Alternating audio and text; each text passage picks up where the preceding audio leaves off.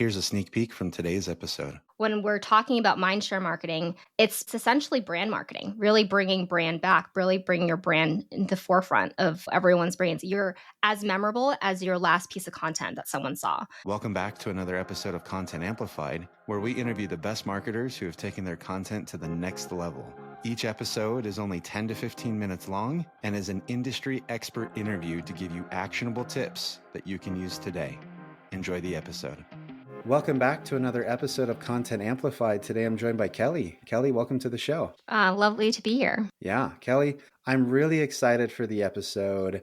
I can already tell that we're going to have a great conversation, have a lot of fun. But before we dive in, let's get to know you, your background, work history, share a little bit about yourself. Yeah, so my name is Kelly Chang. I am the VP of Marketing at Goldcast, a video AI content platform. And previously, I was at Wistia, a video hosting platform. So I have a lot of experience with video and marketing to marketers, and excited to talk a little bit more about content today. I love it. And this is in no way, shape, or form sponsored by Goldcast. However, having worked at companies that use it, it's pretty solid. So if you're looking for a good video platform, definitely check it out. Highly recommended. But Kelly, we always like to ask our guests as well, right at the beginning, what do you love about content and marketing? What I love about content marketing, that's a tough question to answer because I think there's so much of it. I think what I personally love about content is that when content is authentic and it is just made well, it's extremely powerful. It can really move people and it can move dollar signs, which is, what I'm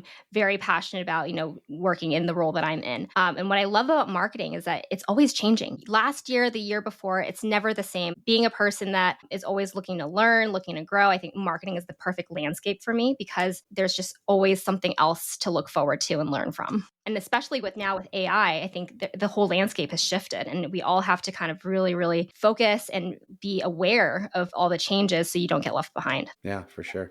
Okay, so today's subject, where I'm really excited about this, there's a lot to learn, how to win mindshare through video-first content marketing. So breaking down that statement at the very beginning, there's that word mindshare. Kelly, when you hear that word mindshare and bring that word up, what do you mean? What does mindshare actually mean to you, and how should the audience think about that? Mindshare marketing is a relatively newer concept, and thinking about the products and the impact that we're looking to build at Goldcast, I'm lucky to be able to influence a lot with our product team and on our product roadmap and innovation. And what I've noticed over the last couple of years, especially since COVID, is that the B2B buying journey has evolved significantly.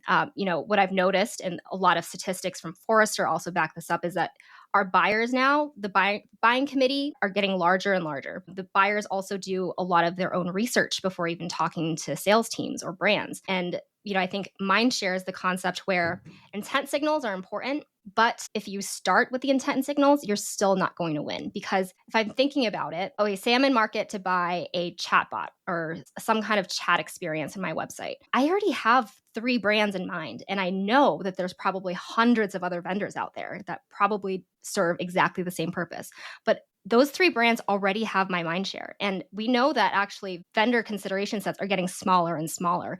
People don't have time to go through considering 10 or 20 different vendors. They're considering 3 to 5. And knowing that the vendor selection is getting larger and people are considering the shortlist is getting smaller and smaller, that winning mindshare is that much more important. And good marketing starts with mindshare, not with intent. And so it's not to say that intent data is not important, but if you're ignoring that mindshare, only 5% of your market is probably in market to buy at this current moment.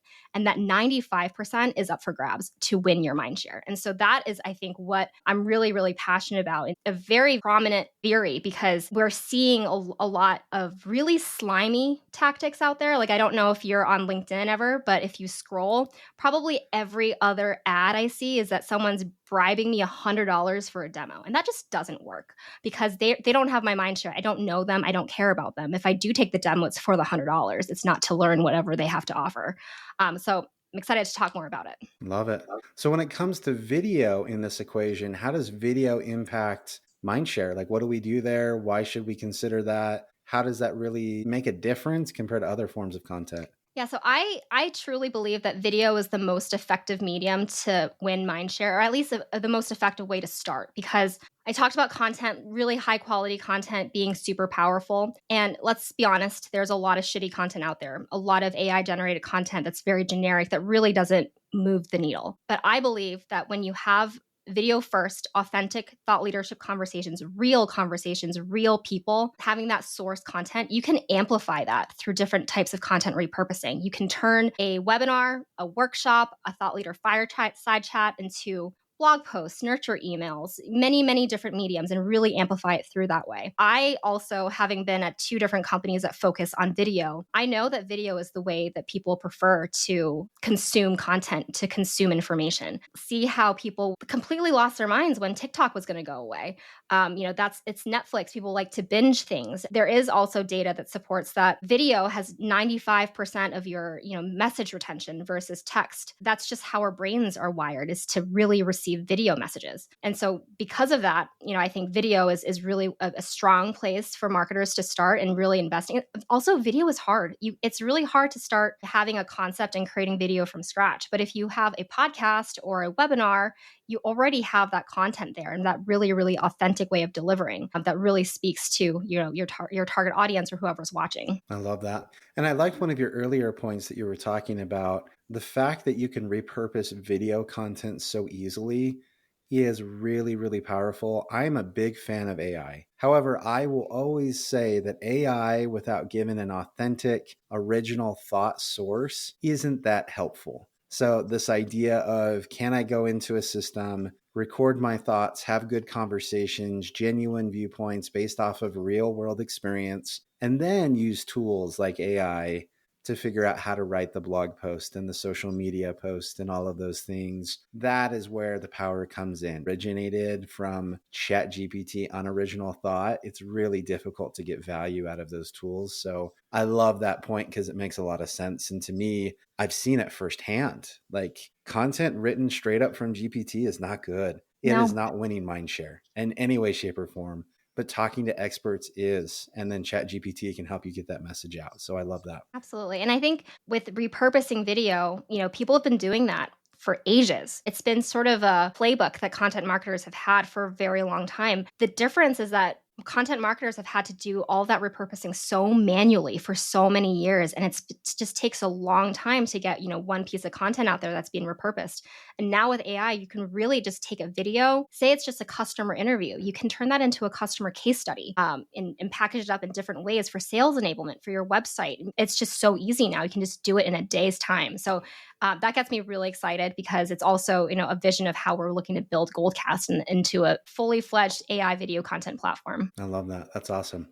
Well, you used one word earlier on, scale. Video, like you said, is hard. How do you start to scale your video efforts? Because I think a lot of people are intimidated, or they know, okay, cool, once a year, we're going to go do a $50,000 project and shoot a video. And that's kind of the budget for the year with that. How can you scale with video? That's a great question. I think marketers have always been afraid of video because video, like I said before, is difficult. It's a very difficult thing to learn. It's technical. You need experts, a big budget that's expensive. And in today's market, budgets are still getting slashed. Marketers don't have their resources to do that. And so I think my tip for marketers is to, take it under your own hands. There are tools out there that make video a lot easier to manage. I think AI has really helped democratize video production. And, if you are able to sort of break up the different video creation process, pre-production, production, post-production, there's many different AI tools that can help you do it yourself. That's, I think,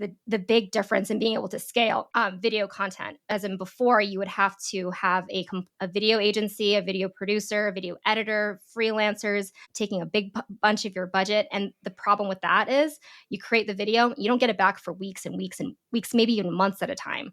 And so now when I say scale, there's tools like that out there. As long as you have a, solid video source, you can cut it up into many different things. I've been seeing a lot more of this like TikTok style vertical kind of video, like recording a podcast. Just take that and you can turn that into 7 pieces of video content. And so really thinking through when you're thinking on your content strategy, start thinking about distribution. Where do you want this content to live? And that's really how I would start my video creation process these days. I love it. That's awesome. That makes a lot of sense. So, okay, I know I need to get mind share, and I know that video is a great way of doing that now. I'm bought in. One of the hardest things for marketers is measurement. And when it comes to mind share, it's really difficult to measure that. How do I know my efforts are actually making an impact on the 95% of people where I'm just trying to win the mind share, get on their top 3 list so that when they have a need, they come to me? How do you justify the time? How do you measure the impact? Know if you're even doing a good job of it?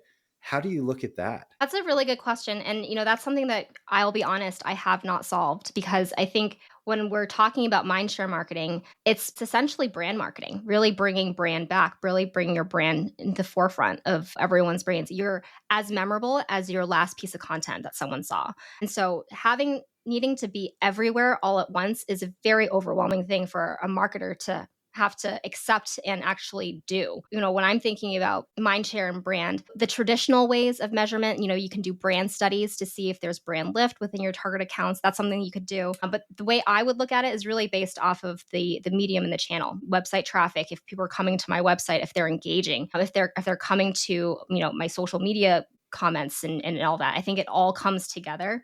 That takes a lot of work. And I think that's sort of the next piece that, marketing technology companies have to band together to figure out because it's very siloed right now. There's Google Analytics that really only show your website information, but that's not the end all be all. It really needs to come all together. And so great question. I think that's something that, marketing technology companies have a big, big problem to solve here. Yeah. I love that. One final question because we're running out of time, and this one's going to be kind of a big curveball. So I apologize in advance, and I think it'll be a fun answer, and I think you'll have a really good answer. One of the biggest movements that we're seeing right now is this zero-click content movement.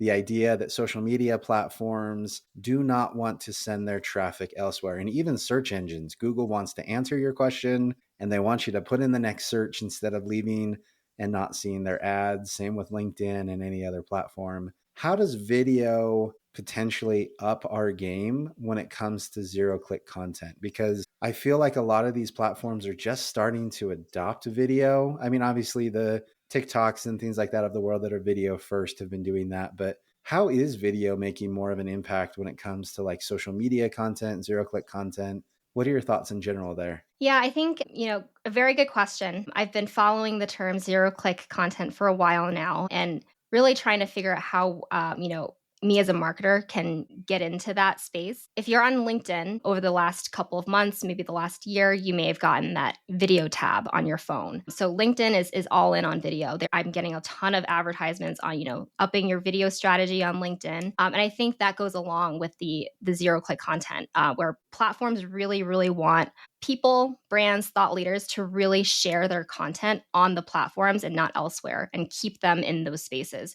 And I think brands will have to adapt to that. They will have to create more content, video content, in order to meet their audience where they're at, because these platforms are channels where we're all engaging. And if there is no opportunity to click out, like the algorithm will not boost my post if there is a link on it. I have to play the game. And so I think marketers need to take note in these trends. It's honestly a little scary. I think Google made some kind of algorithm change where Reddit got a ton of SEO benefits. And so we're kind of at the hands of these giant players where we kind of have to take note and really, really be adaptable and follow along. And that kind of goes along with why I love marketing, where something's always changing. They're keeping us on our toes. And I think video is kind of the star right now. If you're not bought in on video, you're going to get left behind. I love that. And I think that's a great quote to end on. Kelly, thank you for the insights. I love this real concept of winning mind share, and that video is a medium that you should utilize to do so. I think that that's really powerful.